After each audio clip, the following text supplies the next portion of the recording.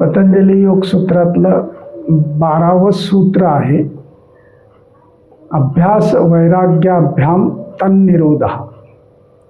म्हणजेच आपल्या ज्या वृत्ती आहेत, चित्ताच्या वृत्ती, प्रमाण, विपर्याय, विकल्प, निद्रा, स्मृती, ह्या वृत्तींचा जर निरोध करायचा असेल तर त्यासाठी 2 महत्त्वाचे मार्ग आहेत.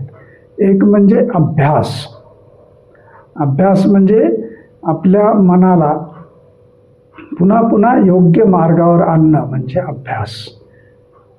आणि वैराग्य.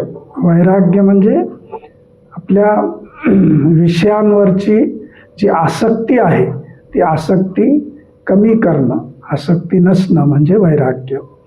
आणि एकटं समजा अभ्यास असेल तरी पण योग होत नाही, त्याच्यामुळे अहंकार वाढतो.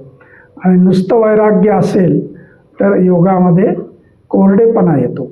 दोन्हीचा योग्य समतोल म्हणजे योग आहे.